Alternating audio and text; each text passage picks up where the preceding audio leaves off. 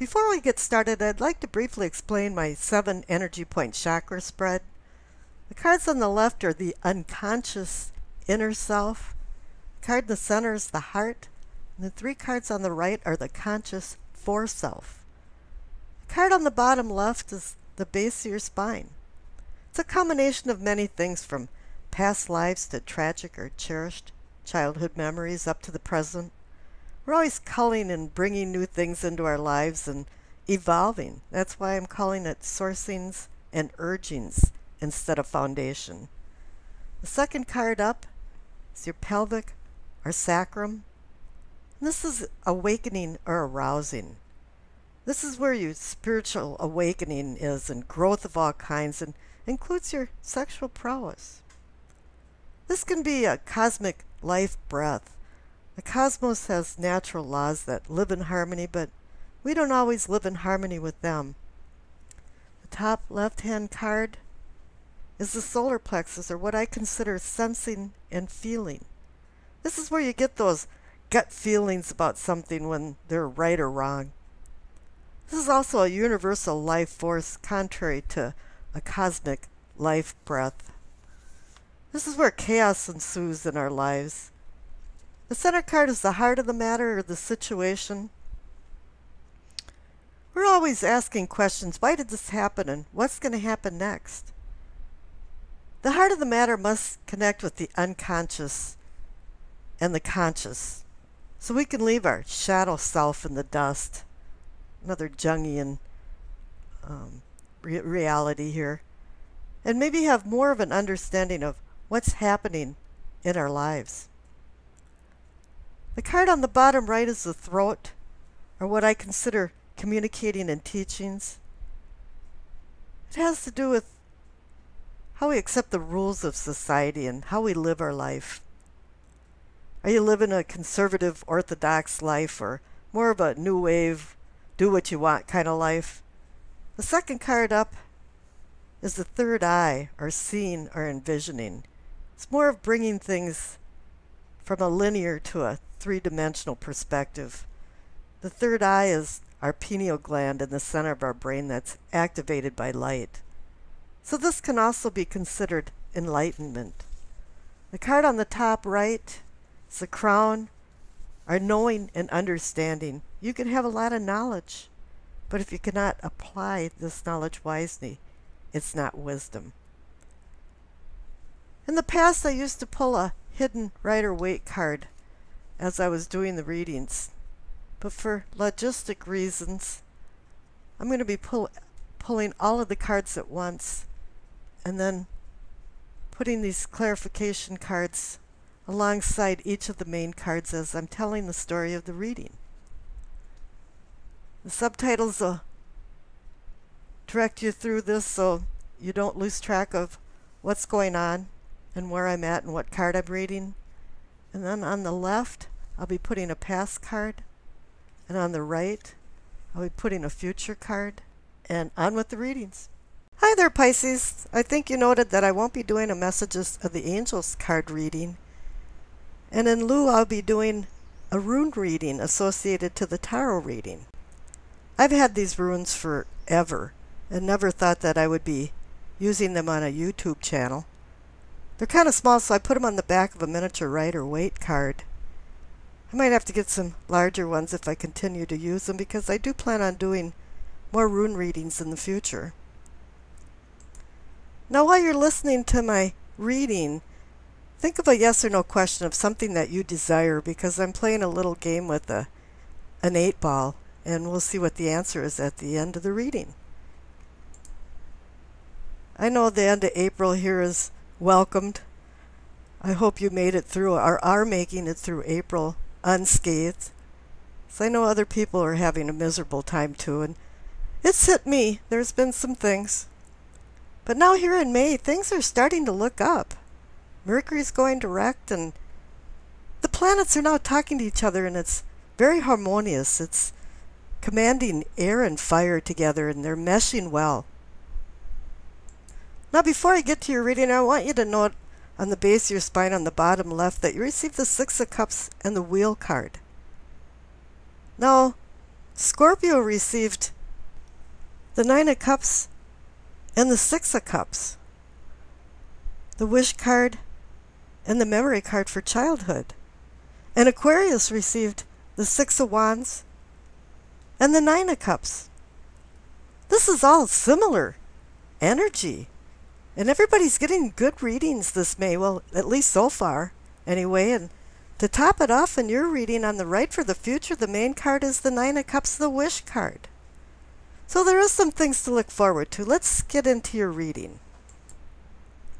So at the base of your spine for sourcing and urgings, as I mentioned, you receive the Six of Cups, the card about memory, childhood memories. Now this card came up many times in my April monthly and mid-monthly, and it was a very negative card. Everybody was walking around with emotional baggage. I mean, massive. It was to the point where I was thinking people needed a claim check just to leave the house. But here now, the Six of Cups is showing up in May, and it's like, it's okay. It's a positive thing because the clarification card is the Wheel of Fortune next to it. Now this is an auspicious time. Something about your past is bringing something up to the front and fortunate for your future.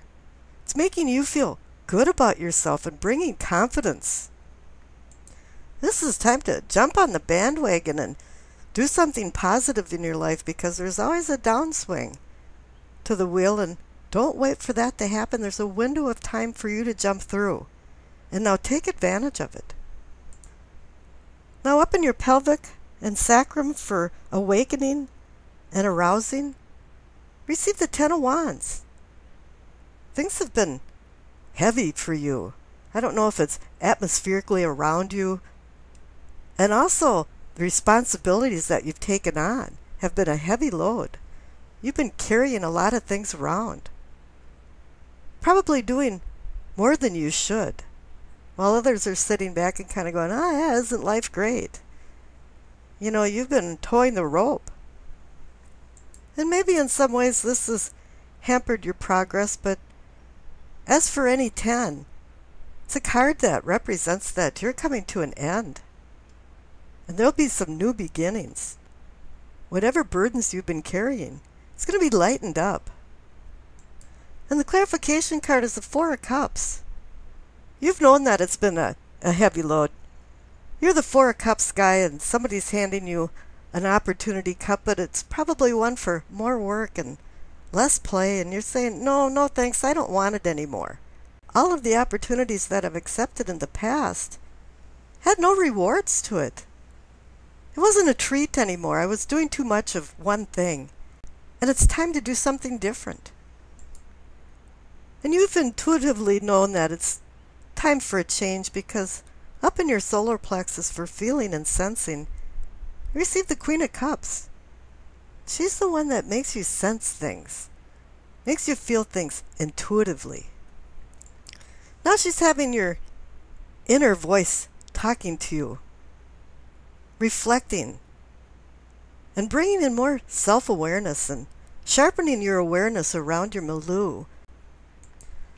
This is why she's in the gut feeling category. She wants you to start listening to your gut feelings. And the Queen of Cups is Pisces. You're in Pisces land right now. This is you. This is personifying you. You realize now there's no time to brood over the past and worry about you doing too much work over other people. And this is reinforced also by the clarification card because you got the Eight of Cups. Now this is saying, yeah, it's time to walk away from a few things. Resignation doesn't mean you're losing. Sometimes it's just wisdom to know your limits and when it's time to change. And this is also reinforced with the center cards for the heart of the matter, because you receive the Two of Wands and the Three of Wands.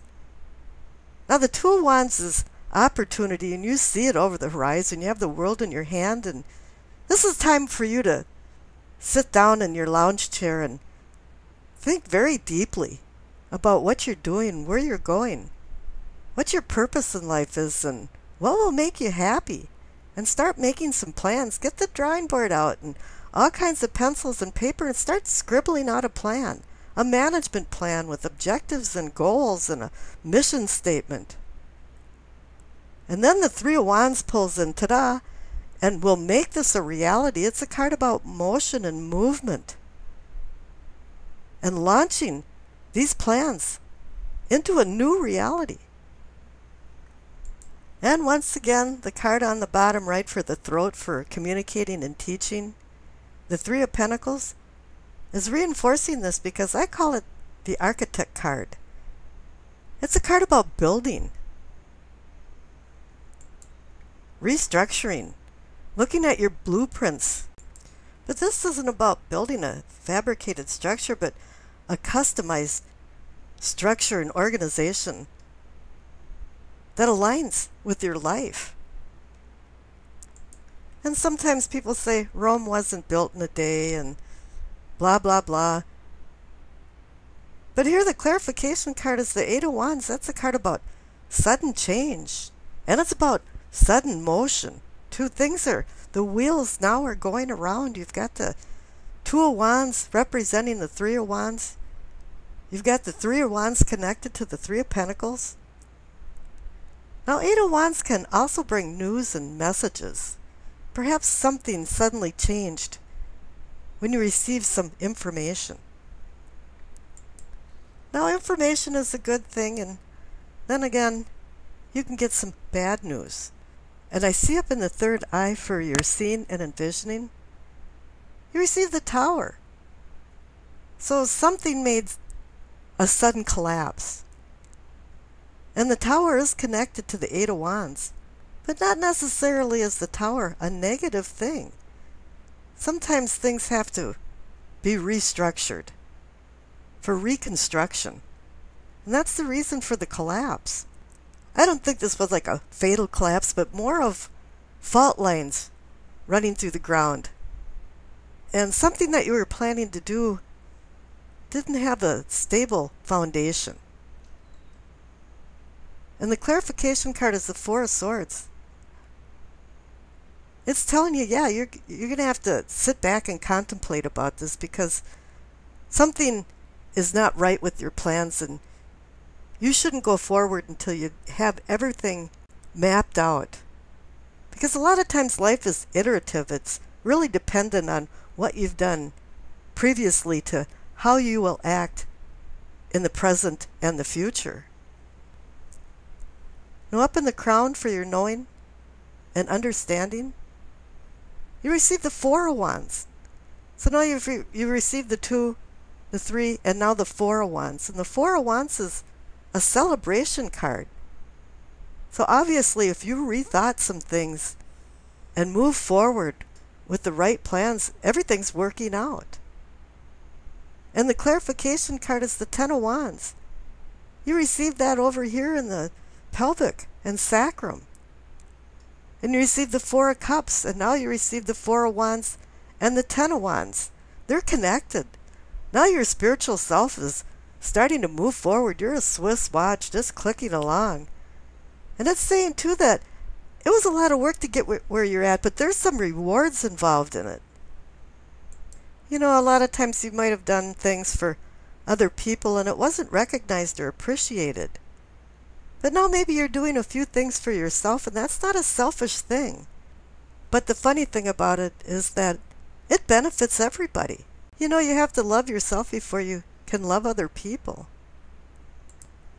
Now, down on the left for your past, you receive the Death card and the Seven of Cups.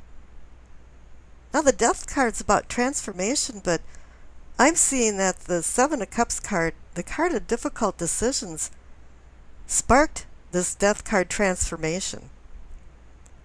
You knew it was time. There was a fulcrum, there was tipping time, that it was time to start doing some different things.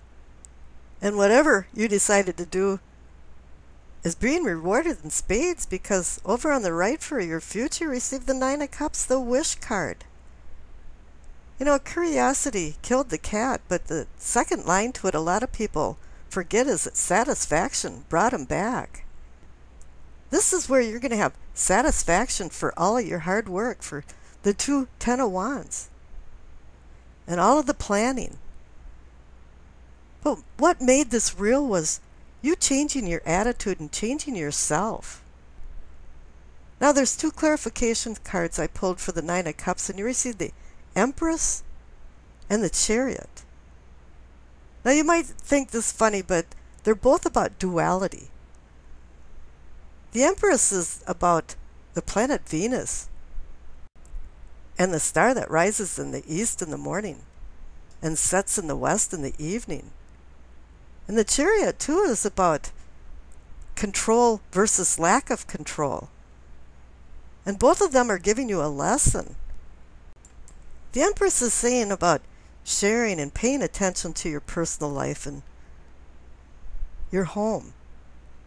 With the Queen of Cups over there and you, it's saying, yeah, you're supposed to manifest some deeper bonds with the people in your life. And the Chariot's saying you have to make sure that you're disciplined and under control, and that your willpower is directed in the right direction. And it's great to have the Chariot there because he's saying, yes, you're moving on, you're moving forward. And I wish you acceptance, peace, and happiness.